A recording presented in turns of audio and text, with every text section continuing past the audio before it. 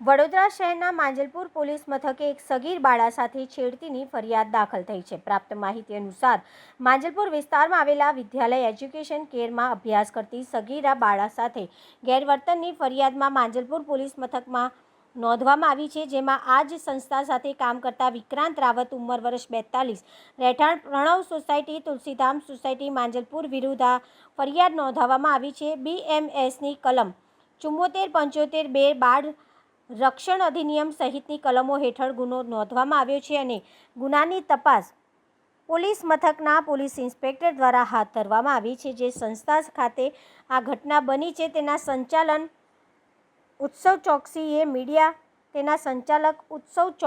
મીડિયાના માધ્યમથી સમક્ષ આ ઘટના અંગે દુઃખદ વ્યક્ત કરતા ઘટનાને અંજામ આપનારા વ્યક્તિ વિરુદ્ધ દાખલારૂપ કાર્યવાહી થવી જોઈએ તેવી વાત કરી હતી.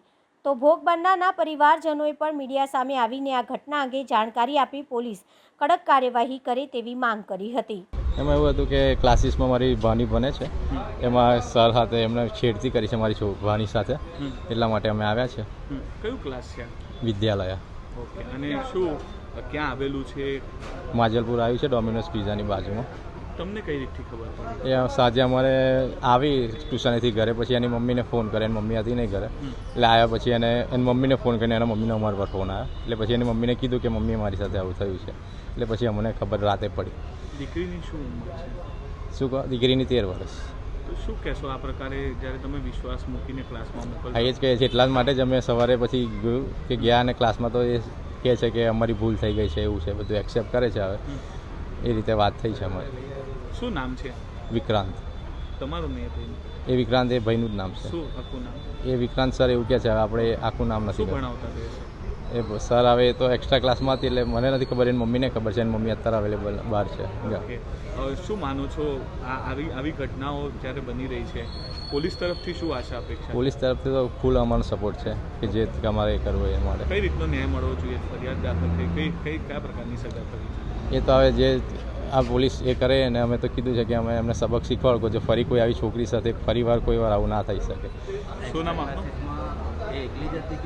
ના, એકલી જ હતી, એકલી જ છોકરી હતી ને સર હતા, એમાં એક્સ્ટ્રા ક્લાસીસમાં હતા, એટલે એ ઓફિસમાં બેસાડીને આવું થયું છે.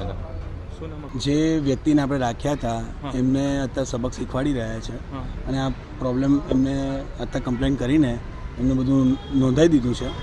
બધો પ્રોબ્લેમ હવે સોલ્વ થઈ જશે અને એમના પર કેસ કરી દેવામાં આવ્યો છે. તો સાહેબ કેટલું ખરાબ કહેવાય આ? કેમ કે ખરેખર ગુરુ અને શિક્ષકનો 100% અતિશય ખરાબ કહેવાય, અને હું પણ નિંદા કરું છું આ વાતની. હું આના સપોર્ટમાં બિલકુલ છું જ નહીં, અને બિલકુલ આ વસ્તુ આપણે એક્સેપ્ટેબલ જ નથી. અને કેવા વ્યક્તિને સાહેબ આપે રાખ્યા? ઘણા વર્ષોથી કામ કરતા હતા, બરાબર છે, અને આવું એમનો રૂપ જોઈને હું પોતે બહુ જ દિલગીર છું કે આવું ના થવું જોઈએ, અને હું કડી નિંદા કરું છું આ વસ્તુની, અને મને આ બિલકુલ યોગ્ય નથી લાગ્યું. એક્સેપ્ટ કરી રહ્યા છે કે આવું કંઈ થયું છે? હા, એમની રીતના એમને અત્યારે અંદર એક્સેપ્ટ કર્યું હોય તો ખબર નહીં, અત્યાર સુધી તો નહોતા કરતા, પણ હવે અહીંયા લાયા પછી એમને સબક શીખવાડવામાં આવી રહ્યો છે. અહીંયા પોલીસ સ્ટેશનમાં લાયા છે, અને એનું આપણે સોલ્યુશન લાવીશું. માનો છો તમારું ઇન્સ્ટિટ્યૂટનું નામ આ તો ખરાબ થયું સાહેબ? એ તો તમે એમને એટલા માટે જ સાહેબ અહીંયા છું ને, આટલા વર્ષોથી કામ કરતા હોઈએ.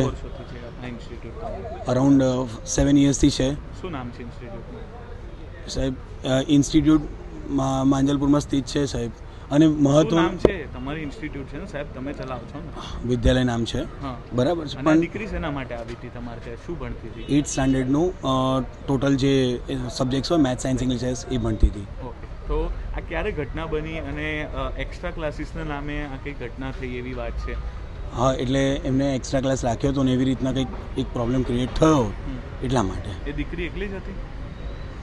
શું કહો છો? એ દીકરી એકલી જ હતી જ્યારે આ એક્સ્ટ્રા ક્લાસ?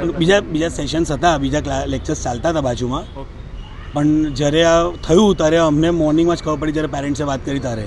ઓકે. તમે શું માનો છો? તમારે ત્યાં વ્યક્તિ કામ કરતા હતા, કેવી સજા થવી જોઈએ? એમને સજા થવી જ જોઈએ. જો આ વસ્તુ એમને કરી છે તો આ વસ્તુ એક્સેપ્ટેબલ જ નથી, અને હું એ જ પક્ષમાં છું, છોકરીના જ પક્ષમાં છું. એક સ્ટુડન્ટ અને એક ટીચરનો બહુ પવિત્ર સંબંધ હોય છે, અને આવી વસ્તુ થાય એની હું કડી નિંદા જ કરું છું. તમારી ઇન્સ્ટિટ્યૂટ બદનામ થઈને તમે ઇન્સ્ટિટ્યૂટ વતી એમના પર ફરિયાદ નોંધાવશો? 100% નોંધાઈશું. જો એમને સબક શીખવાડવા માટે જે કરવું પડશે એ બધું જ કરીશું.